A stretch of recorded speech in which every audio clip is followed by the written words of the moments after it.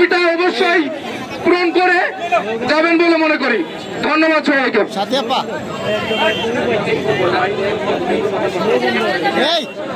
ধন্যবাদ সাদ্দাম ভাইকে। আমরা আমাদের প্রোগ্রাম শেষে আমরা একটা বিক্ষোভ মিছিল করব আমাদের দাবি বাস্তবায়নের দাবিতে।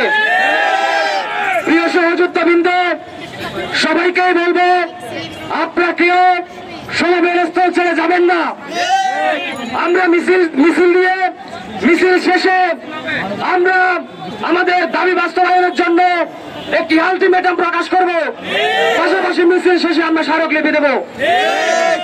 এ পর্যায়ে আপনাদের সামনে বক্তব্য দিয়ে আসবেন আমাদের 35 আন্দোলনের লড়াকু সহযোদ্ধা, রাজপথে যিনি অক্লান্ত শ্রম দিয়ে থাকেন আমাদের হারুন ভাই। হারুন ভাইকে তার বক্তব্য পেশ করার জন্য আহ্বান করছে। আসসালামু আলাইকুম। আমরা কি এখনো ঘুমিয়ে গেছি নাকি? আমরা রাজপথে আছি না? 12 বছর ছিলাম নাকি? আর থাকতে চাই?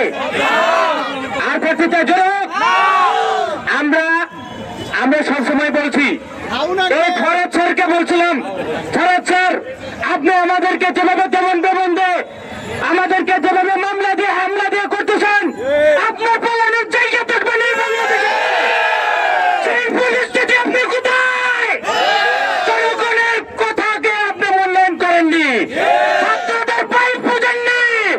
আজকে আপনি কোথায়? আপনার নেত্রী কোথায়? পালাবে না। কোথায় আপনার নেত্রী?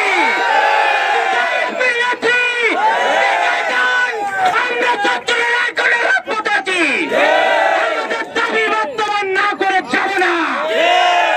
প্রিয় শিক্ষার্থী ভাই বোনেরা, আমরা বরাবর বলেছি, আমরা সকল ছাত্র সংগঠনকে বলেছি, আমরা মিডিয়াকে বলেছি, আপনারা আমাদের জিনিসগুলো তুলে ধরেন। এই স্বৈরাচারী শাসকের জন্য আপনারা আসেন নাই। এখন স্টাফ মেজর ভাই কোথায়? আমরা স্বাধীন দেশে বসবাস করি। এখন 71-এ স্বাধীন করেছি, আবার 24-এ স্বাধীন করেছি। স্বাধীনের বেলা আপনাদের গণঅভ্যুত্থান চাই। আমরা পরবর্তী সমাবেশে আমরা গণঅভ্যুত্থান চাই।